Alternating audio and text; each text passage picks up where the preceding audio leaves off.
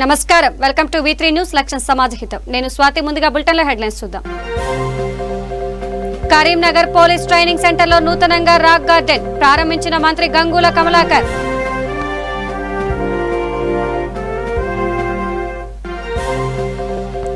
ఏలూరు ప్రభుత్వాసుపత్రిలో నూతనంగా German technology 30 పడకల తాత్కాలిక ఆసుపత్రిని ప్రారంభించిన మంత్రి ఆళ్ల నాని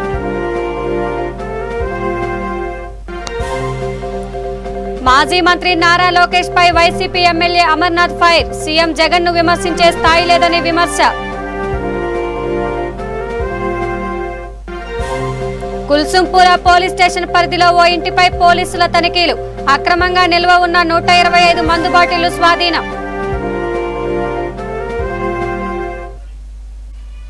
ఇక డీటెయిల్స్ చూస్తే కరీంనగర్ పోలీస్ ట్రైనింగ్ సెంటర్ లో నూతనంగా ఏర్పాటు చేసిన రాక్ గార్డెన్ ని కరీంనగర్ సిపి కమలాసన్ రెడ్డి మేయర్ సునీల్ రావులతో కలిసి మంత్రి గంగుల కమలాకర్ ప్రారంభించారు పోలీసులు ట్రైనింగ్ సెంటర్ లో మరింత ఆహ్లాదం కొరకు రాక్ గార్డెన్ ఏర్పాటు చేశామని తెలిపారు రానున్న రోజుల్లో పోలీస్ ట్రైనింగ్ సెంటర్ పర్యాటక కేంద్రంగా రూపుదిద్దుకుంటుందని అన్నారు దీనికోసం ఇప్పటికే 20,000 మొక్కలు నాటడంతో ఆహ్లాదకరంగా మారిందని రాక్ గార్డెన్ ఏర్పాటుతో మరింత ఆహ్లాదం చేకూరిందని మంత్రి కమలాకర్ అన్నారు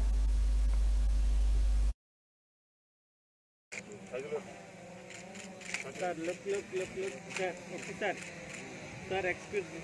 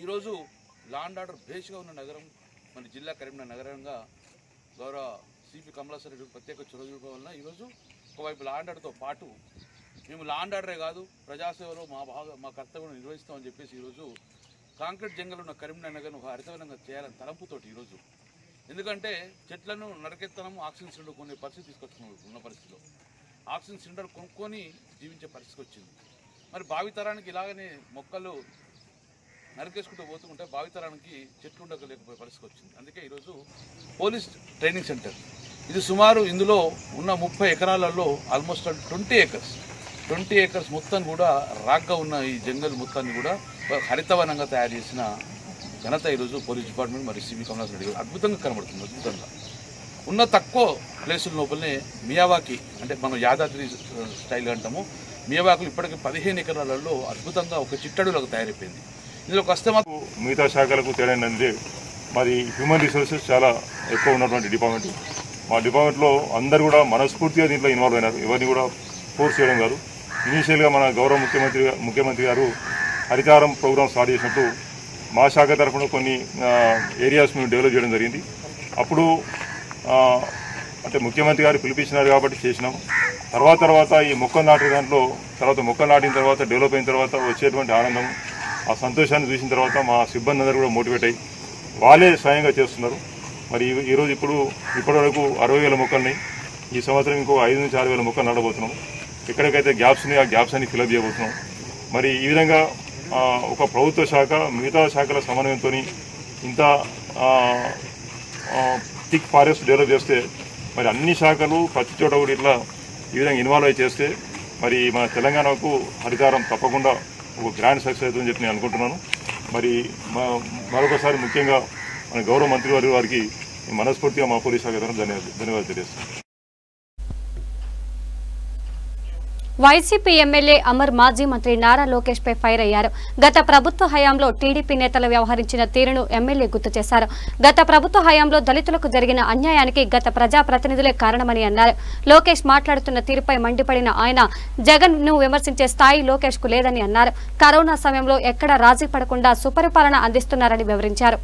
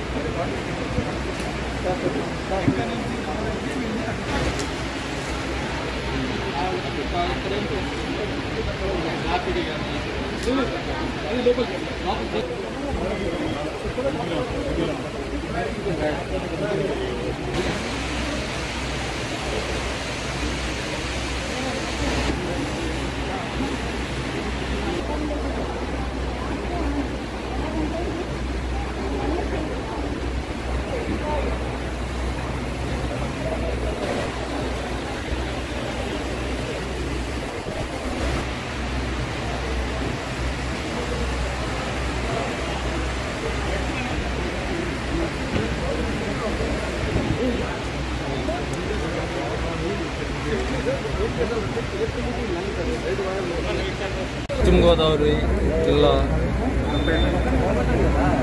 ప్రభుత్వ ఆసుపత్రిలో మరి రాష్ట్ర వ్యాప్తంగా గౌరవ ముఖ్యమంత్రి జగన్మోహన్ రెడ్డి గారు జర్మన్ హ్యాంగర్ షెడ్స్ ఏర్పాటు చేసి అక్కడ కూడా మరి బెడ్స్ ఏర్పాటు చేసి అక్కడ కూడా కోవిడ్ బాధితులకు చికిత్స అందించే విధంగా రాష్ట్ర వ్యాప్తంగా మరి ఈ కార్యక్రమాన్ని చేపట్టడం మనకందరికీ కూడా తెలుసు.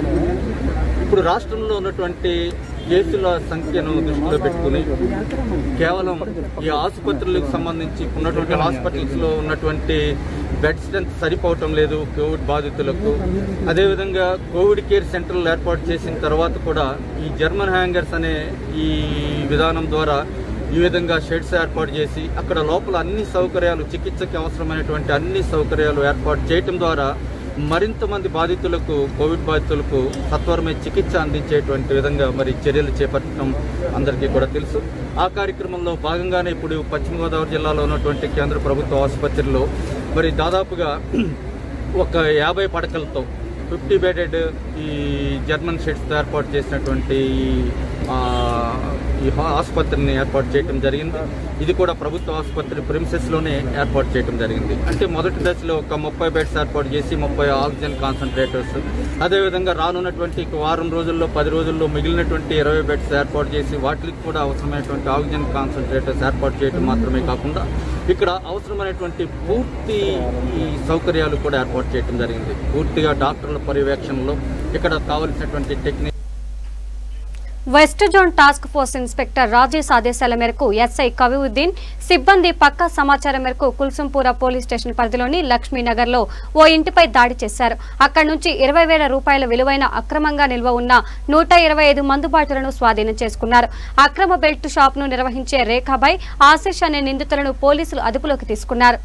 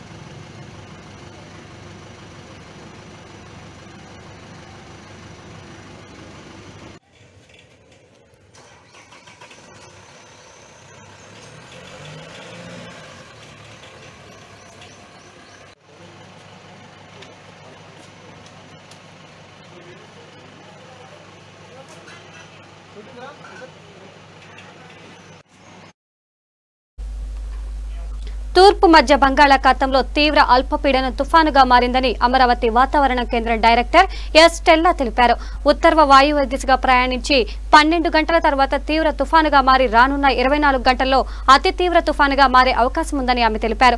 దీనివల్ల మత్స్యకారులు 26వ తేదీ వరకు వేటకు వెళ్లవద్దని ఇప్పటికీ హెచ్చరికలు జారీ చేసినట్లు పేర్కొన్నారు. రాష్ట్రంలో 2 రోజుల పాటు యాష్ తుఫాను ప్రభావం ఉంటుందని ఆమె తెలిపారు.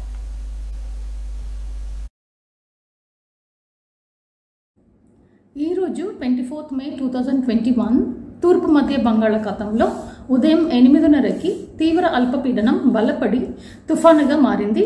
తుఫాన్ యాస్ ఉత్తర వాయువ్య దిశగా ప్రయాణించి నెక్స్ట్ 12 అవర్స్లో తీవ్ర తుఫానుగా బలపడి తదుపరి 24 అవర్స్లో మరింత బలపడి అతి తీవ్ర తుఫానుగా మారే అవకాశం ఉంటుంది.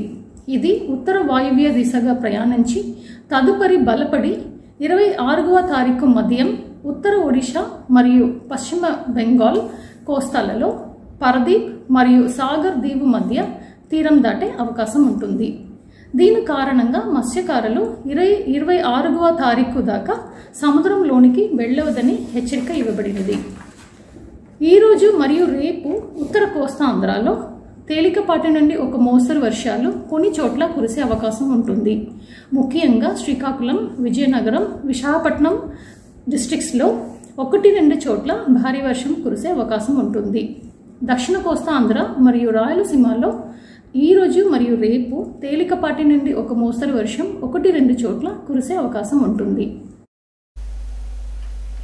నిర్మల్ జిల్లా బైన్సాం పట్టణంలో ప్రభుత్వం విధించిన లాక్డౌన్ నియమాలను ప్రతి ఒక్కరూ పాటించాలని ఏఎస్పీ కిరణ్ ఖారే అన్నారు. బైన్సాం పట్టణంలో ప్రధాన రహదారుల గుండా లాక్డౌన్ అమలు తీరు పరిశీలిస్తూ పోలీసులు బైక్ ర్యాలీగా వెళ్లారు. ఈ సందర్భంగా ఏఎస్పీ మాట్లాడుతూ శుభకార్యాలు నిర్వహించుకునేవారు ముందుగా అనుమతులు పొంది ఉదయం 6 నుండి 10 గంటల లోపు కార్యక్రమాలు పూర్తి చేసుకోవాలని, అలాగే అవసర నిమిత్తం ఇతర రాష్ట్రాలకు, జిల్లాలకు వెళ్లవలసిన పరిస్థితులు ఏర్పడితే ముందుగానే ఈ పాస్ తీసుకోవాలని తెలిపారు. 10 తరువాత అనుమతి లేకుండా వాహనాలు తిరిగితే సీజ్ చేస్తామని అన్నారు. ఇప్పటికే 61 ద్విచక్ర వాహనాలు సీజ్ చేశామని తెలిపారు. ఈ కార్యక్రమంలో CI Praveen, SI Gangaram, police సిబ్బంది పాల్గొన్నారు.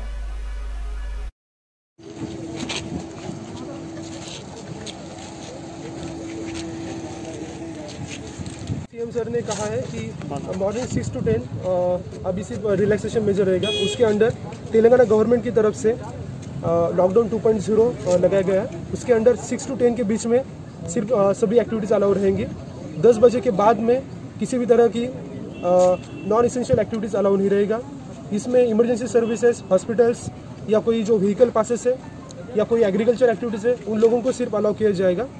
बाकी कमर्शियल व्हीकल जो रहेंगे और अभी आप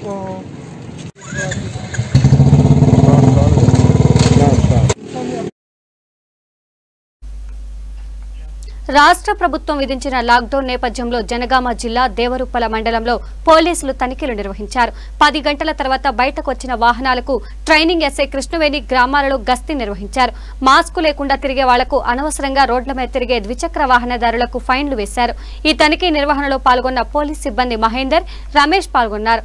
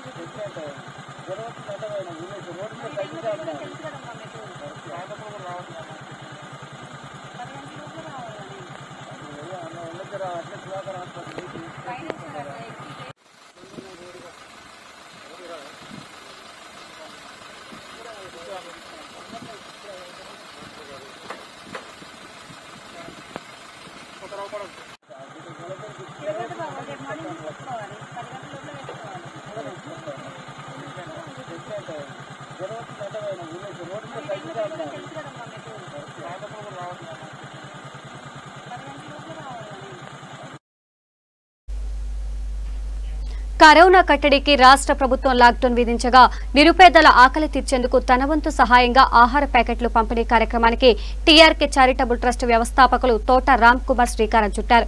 వలస జీవులకు, కూలీలకు, ఆలయ పరిసర ప్రాంతాల్లో భిక్షాటన చేస్తూ జీవనం సాగిస్తున్న వారికి, అలాగే కరోనా బారిన పడి పలు ప్రైవేటు ఆసుపత్రులలో చికిత్స పొందుతున్న బాధితులకు టీఆర్కే ట్రస్ట్ సభ్యులు ఆహార ప్యాకెట్లను పంపిణీ చేశారు.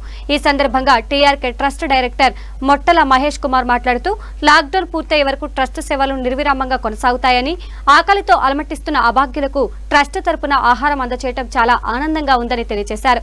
ప్రతి ఒక్కరూ లాక్డౌన్ నియమ నిబంధనలు పాటిస్తూ లాక్డౌన్ లో విధులు నిర్వహిస్తున్న పోలీసులకు సహకరించాలన్నారు.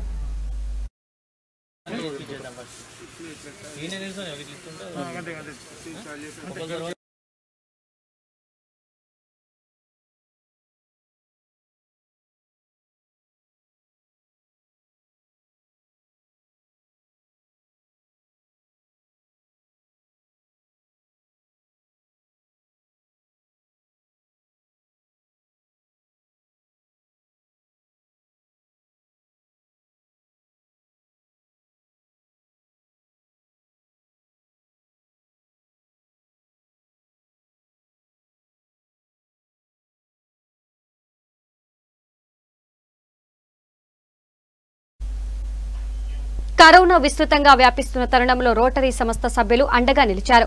రోటరీ సంస్థ సభ్యులు అందరి సహకారంతో ఆక్సిజన్ స్ట్రెచ్చర్ల ఎమర్జెన్సీ బెడ్లను వివిధ ప్రభుత్వ ఆసుపత్రులకు అందజేశారు. ఈ సందర్భంగా రోటరీ 3150 జిల్లా జాయింట్ సెక్రటరీ రంజిత్ సింగ్ మాట్లాడుతూ సుమారు 25 లక్షల రూపాయల విలువ గల 200 ఆక్సిజన్ స్ట్రెచ్చర్ ఎమర్జెన్సీ బెడ్లను వివిధ ప్రభుత్వ ఆసుపత్రులకు పంపిణీ చేశారు. అదేవిధంగా ఈ రోజు బోధన్లో 5 ఆక్సిజన్ ఎమర్జెన్సీ బెడ్స్ ని అందజేశామని తెలిపారు.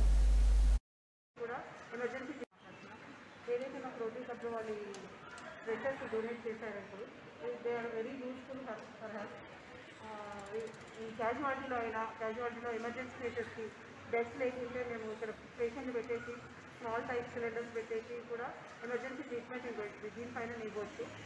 తర్వాత కోవిడ్ వార్డులో కూడా ఇన్ కేసు మా బెడ్స్ ఫుల్ అయిపోయినా కూడా ఎమర్జెన్సీ ఏ టైప్ సిలిండర్స్ అంటే స్మాల్ సిలిండర్స్ ఉంటే దాన్ని పెట్టి ఆన్ బెడ్ ఈ బెడ్ మీద కూడా మనం ట్రీట్మెంట్ ఇవ్వడానికి వీలు అవుతుంది. So thanks for they, thank you very much. Okay, అందరికీ నమస్కారం అండి. నా పేరు రంజిత్ సింగ్, రోటరీ 3150 జిల్లా డిస్ట్రిక్ట్ జాయింట్ సెక్రటరీ. 3150 అంటే మొత్తం తెలంగాణ రాష్ట్రం, ప్రకాశం, గుంటూరు రెవెన్యూ డిస్ట్రిక్ట్స్ కలుపుకొని 3150 అంటాము. అందులో ఈ కోవిడ్ ప్రాజెక్టులో భాగంగా మేము 200 oxygen stretcher emergency beds type వివిధ ప్రభుత్వ ఆసుపత్రులకు ఇవ్వడం జరుగుతుంది, డొనేట్ చేస్తున్నాము. సో అలాగే ఈరోజు బోధన్లో 5 ఆక్సిజన్ బెడ్స్ ఇస్తున్నాము. 200 ఈ బెడ్స్ కాస్ట్ వచ్చేసి అరౌండ్ సుమారు 25 లక్షల రూపాయలు. అదంతా మా రోటరీ మెంబర్స్ కూలప్ చేసి మేము వివిధ ప్రభుత్వ ఆసుపత్రులకు వితరణ చేయడం జరిగింది.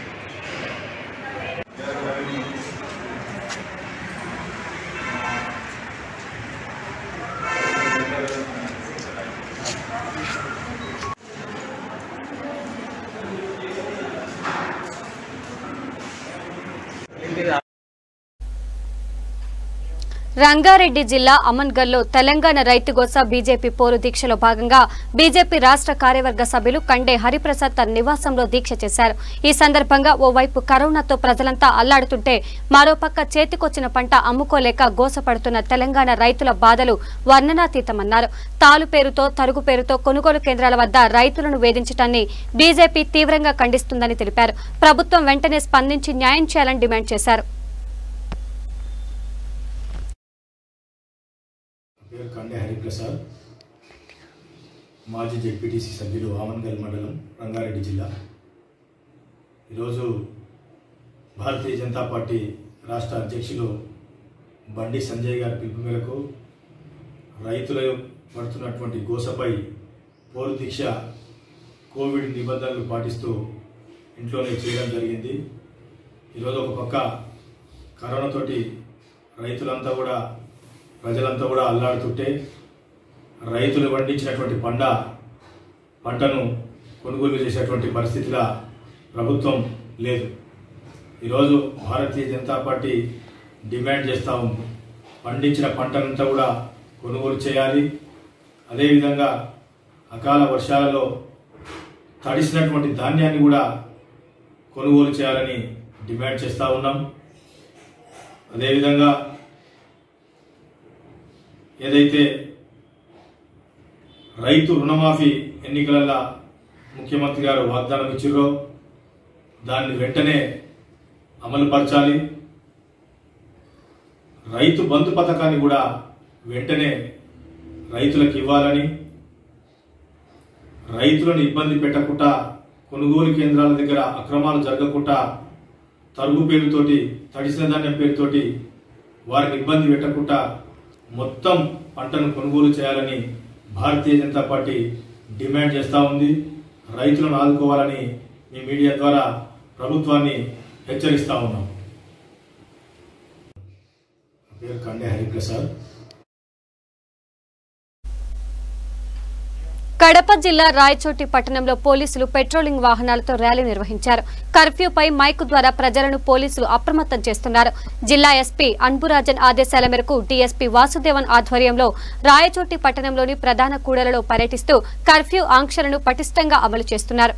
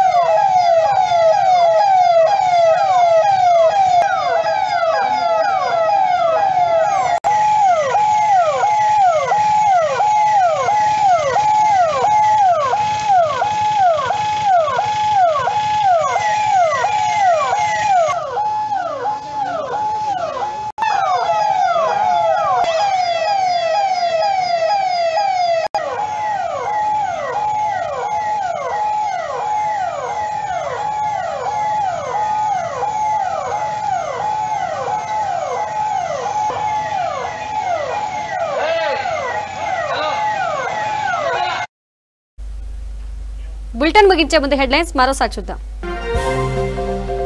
కరీంనగర్ పోలీస్ ట్రైనింగ్ సెంటర్లో నూతనంగా రాక్ గార్డెన్ ప్రారంభించిన మంత్రి గంగూల కమలాకర్.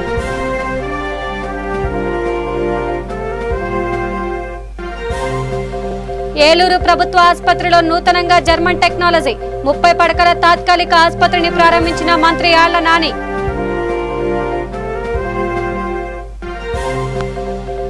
మాజీ మంత్రి నారా లోకేష్ పై YCP MLA Amarnath fire. CM Jagan ను విమర్శించే స్థాయి లేదని విమర్శ.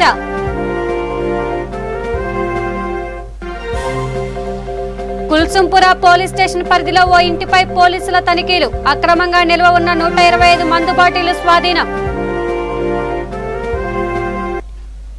ఇవి బులెటిన్ అప్డేట్స్. చూస్తూనే ఉండండి V3 న్యూస్ లక్ష్యం సమాజ హితం. నమస్కారం.